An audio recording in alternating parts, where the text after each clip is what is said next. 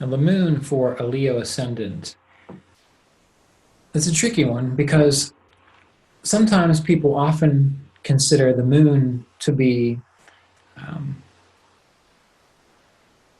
in a relationship or a pair with the sun, meaning that the sun and the moon are actually two parts of one entity. Also, the moon itself can be a lagna or an ascendant for an individual. Now, I've done a video on that previously, so you can refer to that for more information on that. But to summarize that, or to paraphrase, remember that the ascendant is the life path. It is those things that you're going to experience concretely along your life path. That's what the ascendant gives based on all the houses from the ascendant. Whereas the moon represents more of your mental, emotional nature, more your emotional nature, but also your sense of character, meaning how you respond to the world. And you really need to look at the other video that we've done on this to get more insight into just how the moon functions in that regard. But we're talking about the moon for a Leo ascendant. And the moon rules the 12th house for a Leo ascendant. Now, the 12th house is a house of expenses, a house of loss, a house of moksha, a house of liberation, a house of being away from the world, ashrams, a house of hospitals. It's where we can lose our vitality. Remember, the 12th house from any house can show how that thing is lost. Meaning, for example, the 11th house from the 12th house shows gains because it's the 11th. So we can always take this idea of houses from a house, or if we look at the 12th house and we see the 12th from the 12th house, which is the 11th from the birth chart, well, gains, being able to accomplish your egotistical desires, your dreams, wealth and finances, 11th house things, of course, that's going to indicate the loss of 12th house things, which is essentially the opposite of that.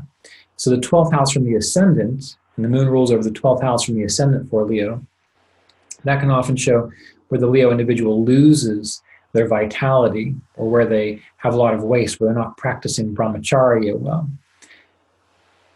That is an overgeneralization because it does require us to figure out what is the moon up to by its own house placements, who is the moon influenced by, and what kind of yogas is the moon influenced in. So looking at the moon, particularly for a Leo ascendant, can be a bit more difficult, a bit more tricky to correctly ascertain.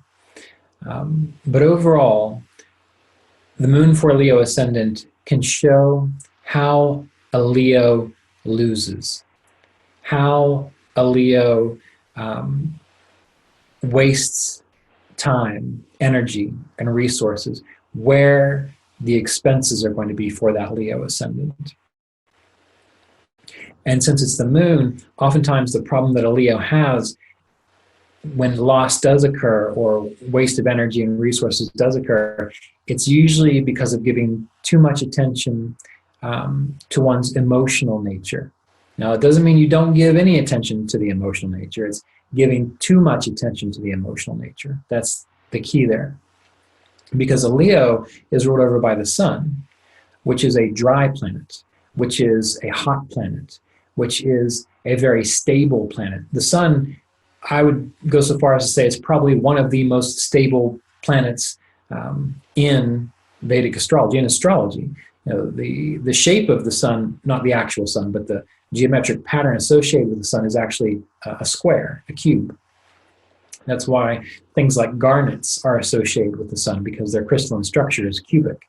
And cubes, squares, they're often very immovable. They're also very consistent. You can build things with it. So when a Leo ascendant is too overcome by their emotions, if they're too driven by psychological distress, if they are overpowered by the feminine energy within their life, Leo can lose its sense of dharma, its sense of purpose. It doesn't mean we don't honor and acknowledge the divine feminine as a Leo ascendant. But we have to realize that every ascendant has a particular kind of blueprint and direction, the same way that, for example, an Aries ruled individual is meant to manifest that Martian soldiering quality.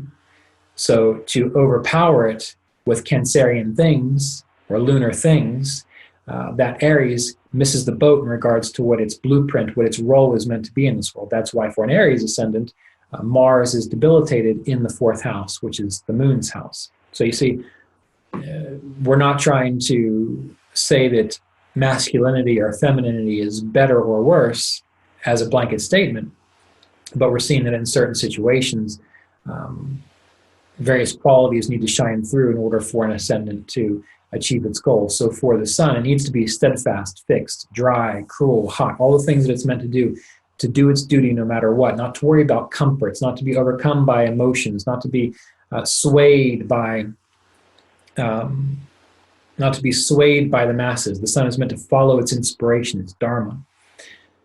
But when the moon has difficulties with it for a Leo ascendant, lunar things get in the way of a Leo being able to fulfill its blueprint as it was meant to.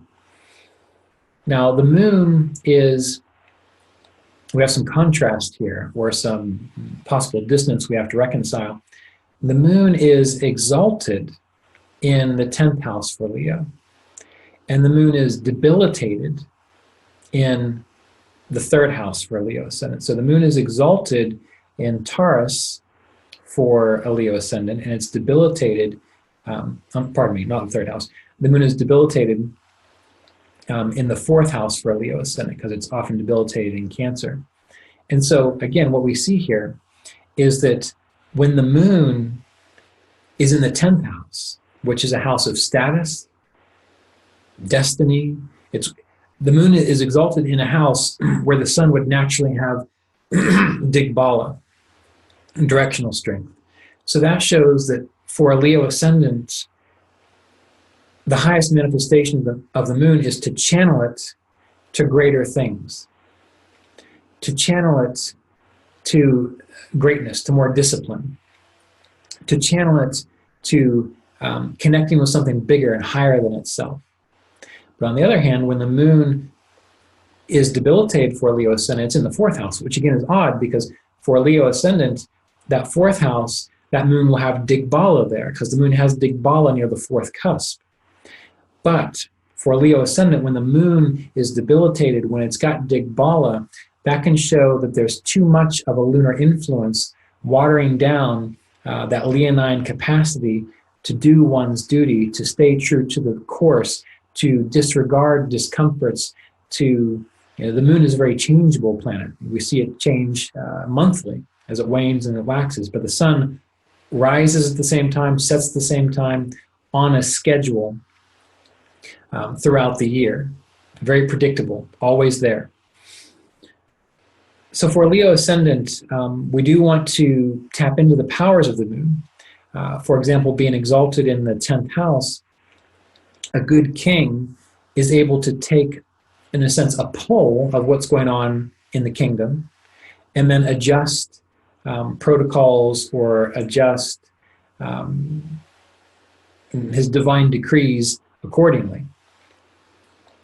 But that king is not being pushed around by the masses, is not being pushed around by emotional sentiment. By having the moon strong in that 10th house, the king is able to survey with detachment and get a sense of, okay, what's going on here, and how can I make adjustments such that this kingdom can thrive, and how can I connect to the people in this way? Versus if we have that moon debilitated in the 4th house, where the king is so caught up in emotionalism that the king or queen or nobility represented by the Leo ascendant can't think clearly and is making decisions through, how would I describe that?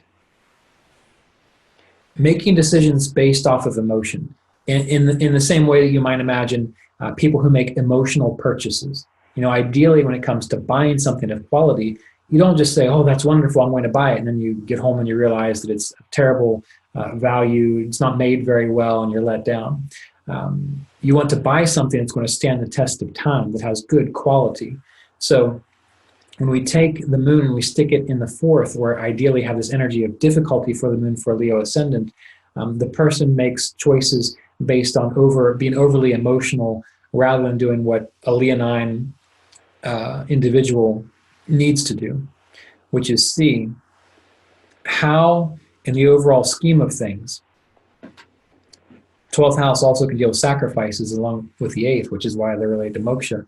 But in the overall scheme of things, having that moon with that blueprint of having that 10th house energy for Leo ascendant, what the individual is needing to do is see, okay, we have an issue within our kingdom that needs to be addressed. Now, what kind of sacrifices need to be made for the good of all? It's not an emotional sacrifice where you see one person suffering, all of a sudden you make a decree to save this one person.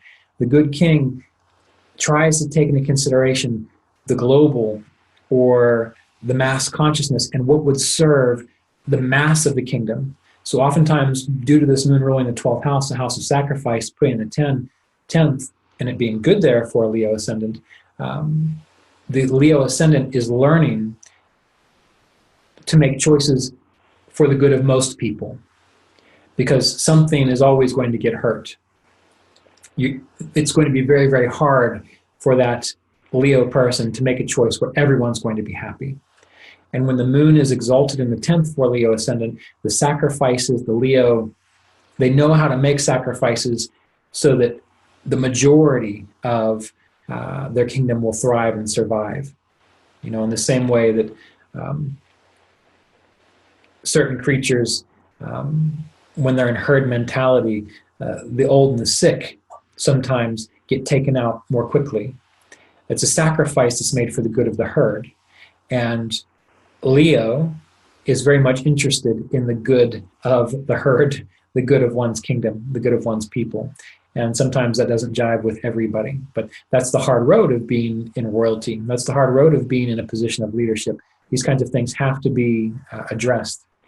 And so oftentimes for a Leo ascendant, this is what they need to be considering when they think about developing their moon in a very positive fashion based on the initial idea of a perfect or an ideal blueprint for a Leo ascendant and its relationship to the moon.